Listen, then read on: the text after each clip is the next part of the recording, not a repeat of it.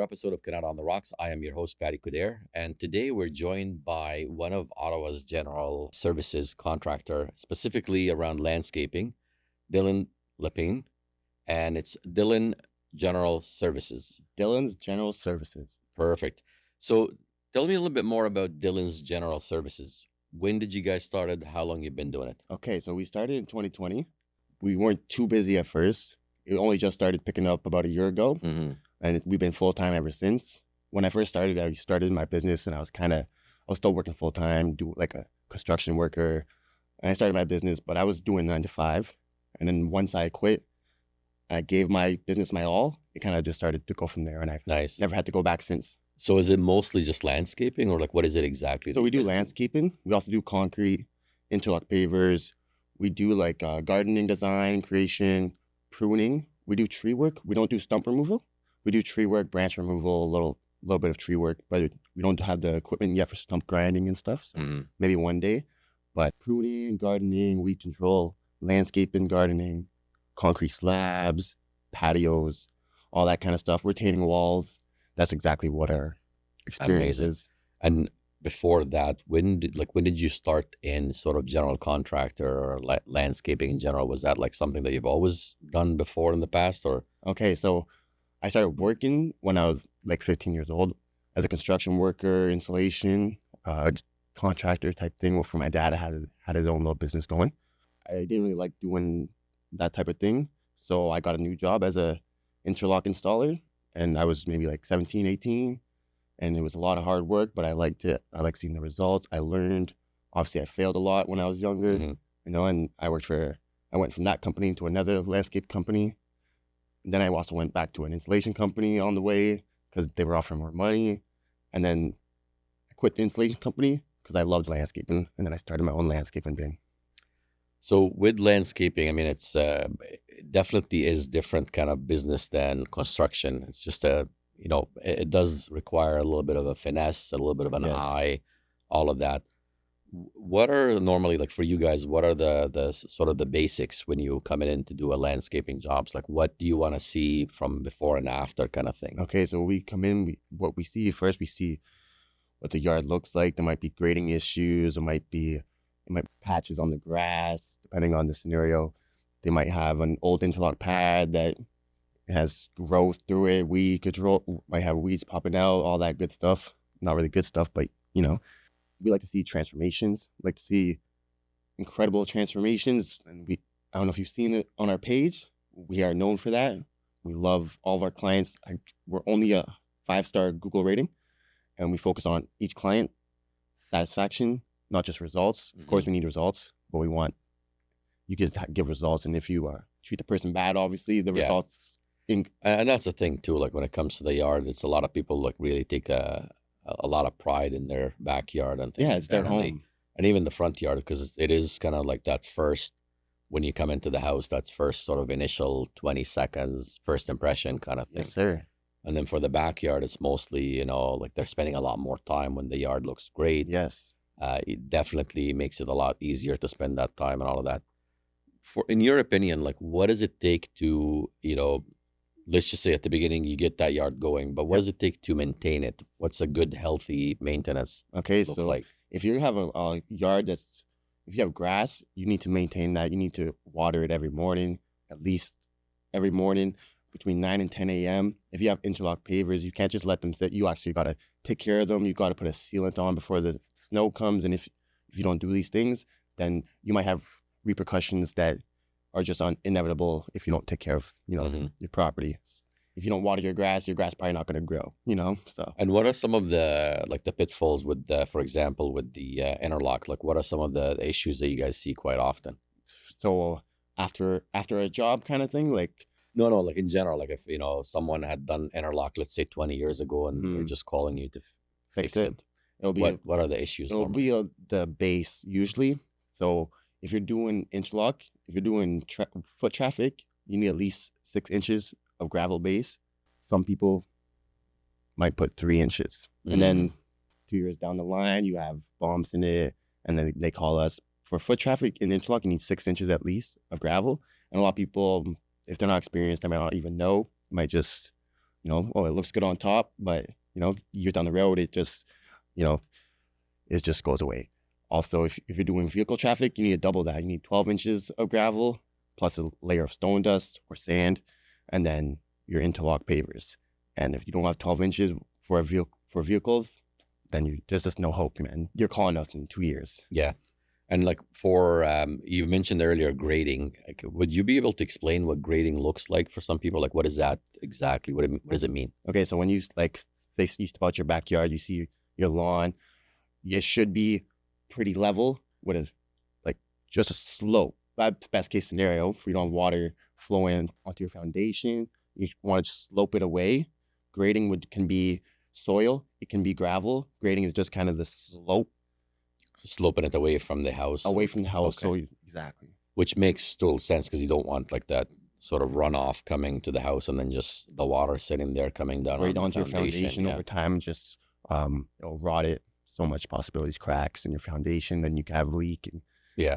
Yep. So really, like when you think about it for something like this, if you don't bring a good landscaper, if you don't do good landscaping behind, then you're definitely going to have to bring in a contractor later on to do foundation work. 100%. If you might as well pay the big bucks at first. It doesn't have to be our company. It could be any landscaper. You might as well pay for a good landscaper contractor because you're going to pay more in the end for repairs and all that. Mm-hmm. Just get a reputable guy that you trust, and And what are like some for you, for example, like for someone like myself that it's not necessarily in and out all the time in the house. I don't spend a lot of time in the house. I don't have a lot of time to I see garden and do all of that.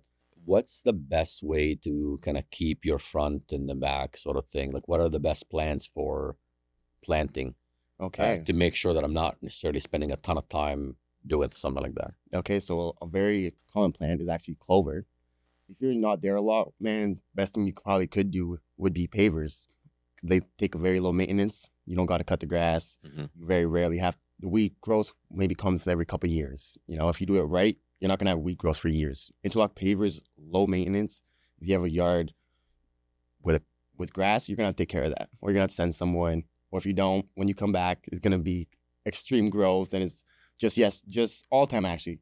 I go into clients' homes, go to their backyard, and I was there a month ago. They didn't take care of, they call me back, but the growth is crazy, man. Just from a month, just weed growth in a month or two is insane. So I can't tell you enough. Interlock pavers, all the way. Very low maintenance, especially if you're not there a lot, man. Mm-hmm. When you come back, it'll be beautiful.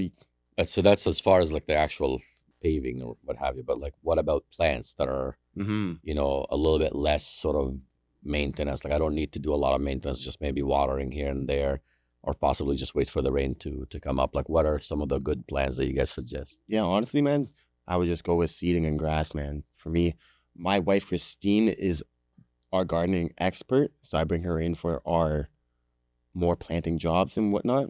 So me, I'm more of the guy that does the installation, all that good stuff. If my wife Christine was here, she could tell you every single plant name. So me, I would just go grass and seed, because you don't really have to do anything. So like I said, luckily we have apps nowadays. So when if my wife Christine's not there, I pull out an app, tells me the plant, and then I go from there. Tells me how to take care of it and all that good stuff. Mm-hmm. And what are some of the areas that you guys specialize in the city? Like, is there a specific area that you'd like to work in, or is it all over the city? Tell me a little bit more. So at the moment, we don't have a preference. I live Beechwood right now, so that's downtown. We do a lot of work downtown. We do a lot of work in Perth. We do a lot of work in Barhaven. Honestly, I don't have a preference, man. We want to help people that need our help, that we don't want to do work that matters for people who care.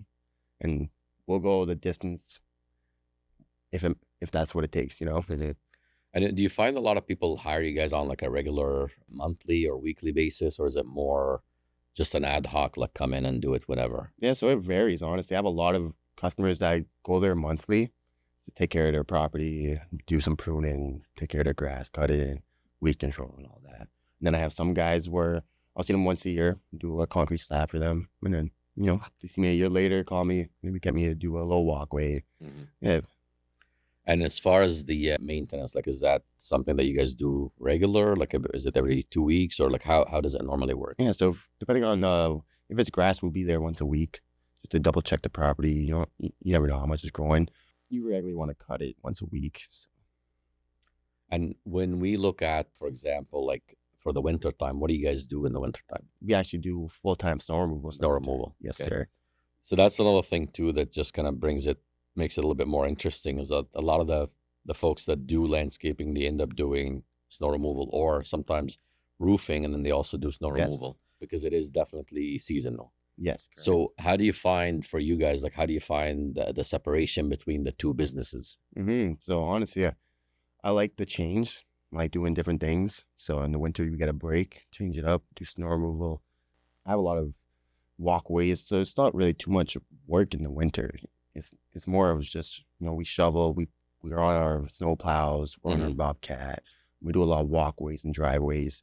In the summertime, it's hot, and where our guys are doing intense labor throughout the day. So in the winter, it's kind of like a break for them. Yeah, it's a little bit more cozy in the Yeah. car or in the Yeah. tractor. Just You might not work full week, but in Yeah. summertime, we're working crazy hours. So, Yeah, sometimes like you're working 40, 60 hours in a row and then you're off for 4 or 5 days. It's a weird is. dynamic for sure.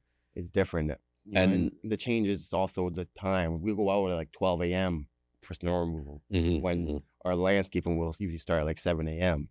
Yeah. Well, that's the thing too. Like, you do want to do the snow removal when people are not necessarily in your way. So Yeah. it's a little bit easier And when they're- before they want to wake up and have their walkway already exactly. cleared. So you're humming all night long, and then by the time you're done, that's when people are out to go to work and stuff like that. Makes total sense. Yep. As far as the snow removal is concerned, like, do you guys have normally a set of contracts of driveways and things like that, or like how does it work? So we usually take on about 20 residential contracts, and we also offer on demand. So we'll take on about 20 contracts throughout the city, and then we also will put out ads and we'll advertise for our on-demand services where we'll come for an emergency, or if maybe your guy didn't show up, or maybe something happened and Or the city came by and just blocked you, Yeah, like they always it do. happens all the time. You You just it. finished clearing the whole thing, and then just like, Oh, thanks. so much. Yep. Really appreciate it. You like literally put your back out, and they just come out and Yeah, I even Pile it had to all do up. that a couple of times. Go back to the job because they call me. I know you guys were just here, but the city came by. I'm like, okay, we'll be back. Yeah, come back. yeah. And that's sometimes like especially with the snow removal too. Like, sometimes like it's really annoying, right? Like, you just finished it, you're about to get to work, and then you come back out in the car, and it's like, okay, I can't even get out anymore.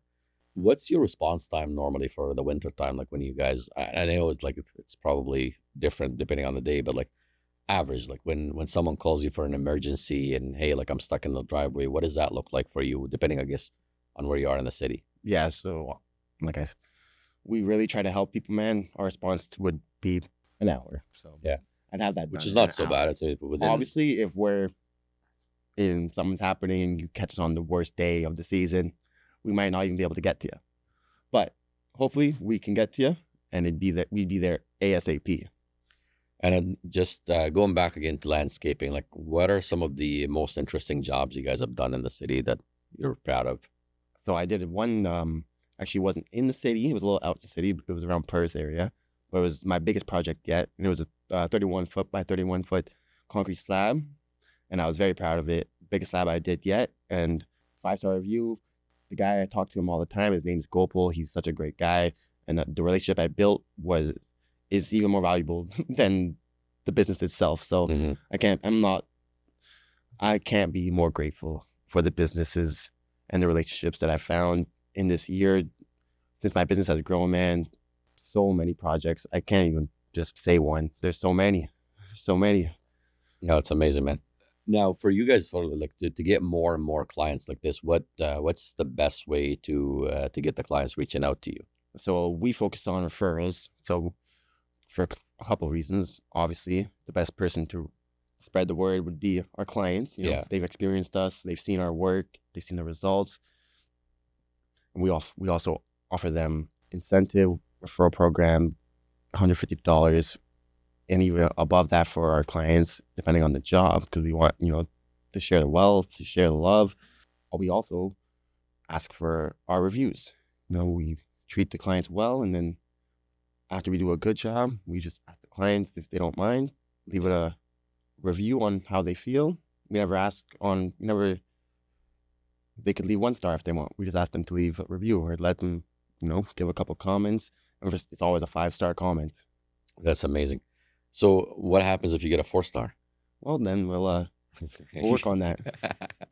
You just call them up. Hey, what can I do to get a Exactly. 5-star What here? did I do wrong? What can I do better? So what are some of the ways to, like, again, for people that are looking at potentially setting up and like, they've never hired a landscaper before, what are some of the things that they should look out for, some of the things that they should watch out for as far as when they're hiring, and where should they start? Yeah, that's a great question, because there's a lot of, honestly, you probably want a registered business, I'm assuming. That's one. I'm sure there's lots of businesses that aren't registered, that are hard workers, trustworthy, but the thing is, if they don't have any credibility, then it's just hard to give them that trust. Maybe it's probably best to have someone that you've seen their work, you can see their pages, you can, maybe they have a website, maybe they have a Facebook page, or on social media. That's what we focus on, because the more platforms we're on, more people see us, the more comfortable they are. So, and as far as, like, again, some of the things that they should look out for when they're hiring somebody, they want a good teamwork. They want genuinely a good person that treats you right. That quiet guy that, is not really saying too much. He just wants your work. He just wants your money. But the guy that actually is trying to build a relationship. Like, we have so much clients that even if I haven't done work for them yet, I still have a relationship with them. I don't need to do their work. Maybe they want to do it next year. But it's the friendship. Someone that you can trust, trustworthy guys. Reviews. You want to probably see some reviews up there. Reviews are always helpful too. Like, it just shows kind of the folks that are watching there, like, just at least someone has already evaluated your work. They know what you're worth. They know that, you can bring something to the table for sure. With that being said, I just want to kind of dig into, for example, like when you guys come in and do a job, like, what's your engagement looking like? What do you do to make sure that you are given that 5-star service? Okay, so that's a great question. So the first thing is, when we come in, we try to get the customer's vision, because that's the main thing. The vision. Your vision, it can only really be seen in your head, right? Well, that's the thing too. Like, sometimes they don't even have a vision. Like, the client themselves is just like, helping them create. I have this space. I just want to create something. And, you know what I mean? Understanding what they really want. Yeah. Not just kind of, assuming, giving give suggestions and stuff. But I find getting their real vision, and communicating with them along the way, every step of the way, always following up, even double checking pictures throughout the day, maybe like showing them what you've done that day. If you say you're out a lot, so if you have someone working at your house, and they send you, oh, here's what we did today. That's that they did a lot of work. You see the progress. The next day they send you another video. You see the progress even improving, and you're excited. So is it mostly like, if I understand it from what you're saying, is like at the beginning, it's just helping them see that vision of what the place could be transformed. Helping them see their vision, being completely transparent with them every step of the way. Yeah. If you make a mistake, just tell them right away. Fix it. It's always good, like, especially when you make a mistake. The biggest thing I find in any business is, like, when you make a mistake, sometimes we just kind of shrug it under the rug. We don't really talk about it. It's actually best to talk about it. It's really where you learn. You build that sort of, you foster that sort of relationship where it's a trust. Exactly. I'm being vulnerable. Look, I made a mistake. It's not a big deal. Exactly. Here's the mistake. I fixed it. Here's what happened. And by the way, if it costs you anything, I'm okay with paying for it. Me, of course. Because at the end of the day, like, it's client's money. Everyone makes mistakes. You just gotta be honest and fix it. Dylan, thank you so much. Dylan Services, really appreciate it. Thank you, Fatty. You're amazing. I'm so grateful, man.